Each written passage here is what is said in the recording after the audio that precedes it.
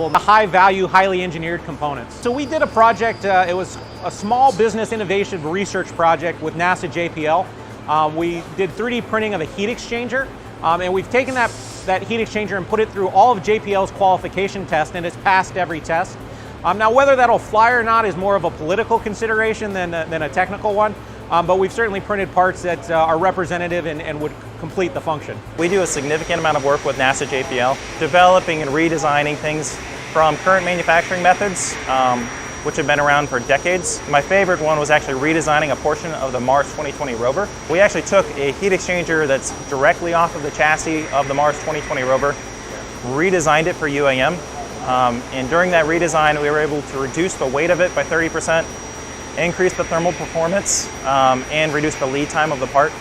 So we took a part that would typically take multiple months, somewhere on 3 to 4 months to make, and we made it in under 2 weeks.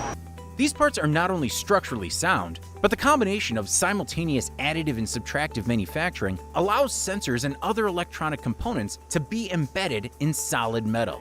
Because we're not melting the material, we're not changing it at all, the parts that are built have the same material properties as those that, the material coming in. At the same time, because we're not getting hot, at any point we can stop the 3D print and drop in an electronics package.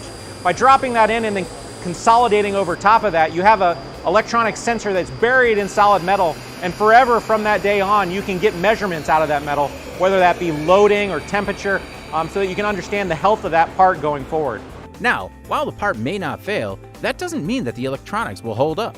Unfortunately, when you bury the electronics, if the electronic does fail, your part is pretty much not worth anything anymore, because it's buried in solid metal. We do try and use higher end electronics so that they have the longest life.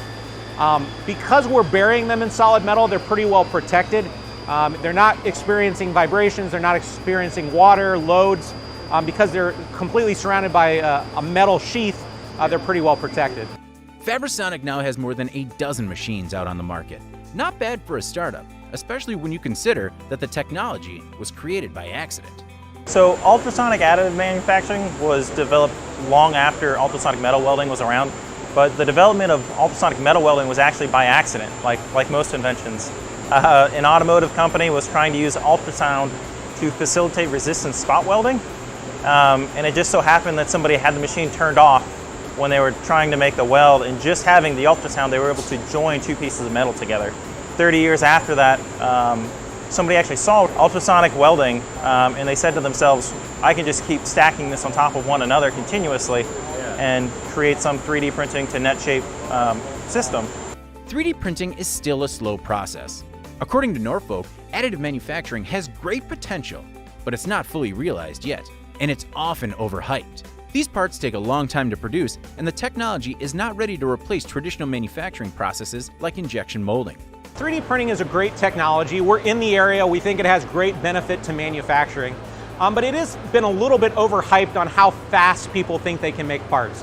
Parts in our machines often take days to produce, and that's not something that you're going to go out and replace injection molding with. Where we really find the value is when we can combine multiple components into a single part, take out all the WIP, all the inventory and process, and combine all those parts into one, so you don't have to inspect 15 different parts. We combine those 15 parts into one component.